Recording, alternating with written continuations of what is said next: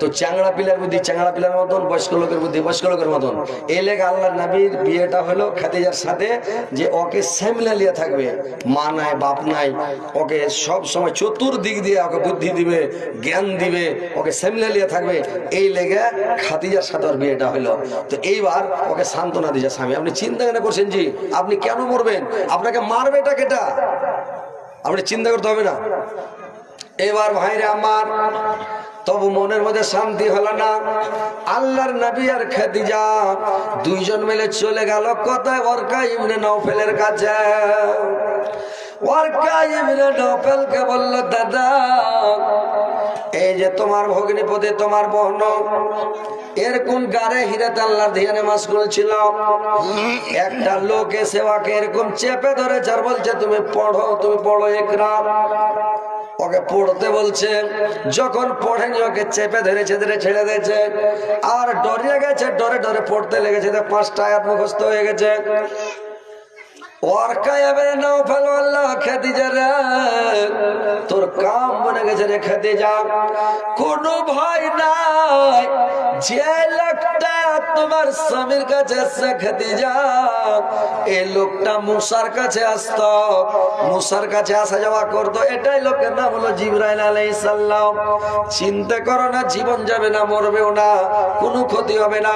কিন্তু খাদিজা আমি তো হয়তো বেশি দিন বাঁচবো না, আমার অবস্থা তো শেষ রে খাদিজা, আমি যদি কিছুদিন বাঁচতাম এমন হয়ে যাবে তোমার দেশের লোক, তোমার এলাকার লোক, তোমার বংশের লোক, তোমার খানদানের লোক যেদিন তোমাকে মক্কা থেকে তেড়ে দেবে, মক্কা ছেড়ে হিজরত করে মদিনা পলে তুমি মদিনাতে লুকিয়ে থাকতে হবে, সেই দিন যদি আমি বেঁচে থাকতাম রে খাদিজা, আমার মানজাতে গামছা হয় না, তোমার সাথ দিতাম, তোমার সাথে থাকতাম, কিন্তু আমার অতদিন আয়ু নাই, আমি কখন মরে যাব।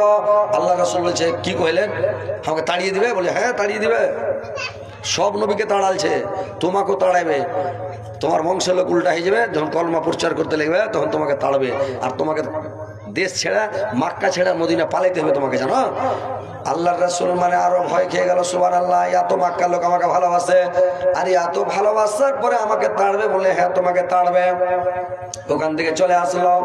ভাইরা আমার, আল্লাহর নবী এবার তখন করে কি গারে হিরাতে যায়, আর গারে হিরাতে মশগুল হয়ে থাকে, আল্লাহর ইবাদত বান্দিগি করে, তাসবিহ জিকির করে। আল্লাহর নবী করেছেন কি, মানে আরেকদিন ভাইরা আমার কিছুদিন পরে এবার আল্লাহর রাসূল করেছেন কি, 3 দিনকার খানা বেড়ে নিয়ে গেছে, আর 3 দিনকার খানা নিয়ে যায় 4 দিন হয়ে যাচ্ছে। তো 4 দিন হয়ে যাচ্ছে, কিন্তু আল্লাহর রাসূল বাড়ি আসে না। এইবার খাদিজা মনে ভাবলো, সুবহানাল্লাহ, আমার স্বামী 3 দিনকার খানা নিয়ে গেছে, আজকে 4 দিন হয়ে গেল, আল্লাহর রাসূল তো না খেয়ে আছে, কি খেলো না খেলো। এবার খাদিজা একটা লোককে বললো, তুমি দৌড়িয়ে যাও ঘোড়া নিয়ে, একবারে কটম কটম কটম কটম কটম কটম করে উড়ে গেল। ঘোড়া নিয়ে যখন গেছে, লোকটা দেখতে পেল না, এইবার ঘুরে এলো গারে হিরাতে, দেখতে পেল না, লোকটা ঘোড়া নিয়ে ঘুরে এসে খাদিজাকে বললো, খাদিজা আমি দেখতে পেলাম না মুহাম্মদ সাল্লাল্লাহু আলাইহি সাল্লামকে। এবার তখন করলো কে, নিজে খাদিজা ঘোড়াতে চড়ে নিল, আর ঘোড়াতে চড়ে ঘোড়াকে তাড়াতে লাগলো। খাদিজা বললো, আমি নিজে যাবো, দেখে আছে। গাড়ি হিরায় গেল, খাদিজা রাস্তা দিয়ে গেছে, আর ওইটা রাস্তা দিয়ে আল্লাহর নবী বাড়ি চলে আসছে। এবার খাদিজা গারে হিরাতে দেখলো, এদিক ওদিক ঢুঁড়লো নাই, খাদিজা দৌড়িয়ে চলে আসছে। তো খাদিজা যে আসছে, তো খাদিজা একটা লোক খাদিজাকে জিজ্ঞাসা করছে, খাদিজা তুমি কি ঢুঁড়ছো, কাকে ঢুঁড়ছো, কি ব্যাপার খাদিজা?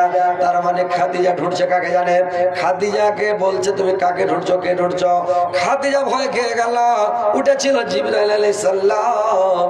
এবার বলল খাদিজা, আমি ডরে কোনো জবাব দিলাম না। খাদিজা কোনো কথাই বলল না, খাদিজা কোনো জবাব দিল না। তো খাদিজা কোনো জবাব দিল না, যে কোথায় আছে, কি হয়েছে, কোনো কথা বলল না।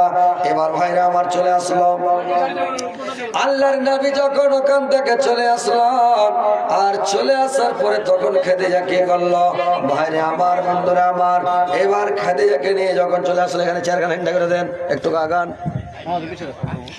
এবার ভাইরে আমার, বন্ধুরে আমার, এবার তখন করলো কে? এবার আল্লাহর নবী এবারে চলে এসেছে। আল্লাহর নবী যখন রাস্তাতে এসেছে, আল্লাহর নবীর পিছন দিক থেকে একটা আওয়াজ আসলো, আসসালামু আলাইকুম। আল্লাহর নবী পেছন দিকে ছাকবাক করে দেখছে কোনো লোকজন কেউ নাই, কোন থেকে সালাম এলো। ডান দিক থেকে আওয়াজ আসছে, আসসালামু আলাইকুম। ডান দিকে দেখছে কোনো লোকজন কেউ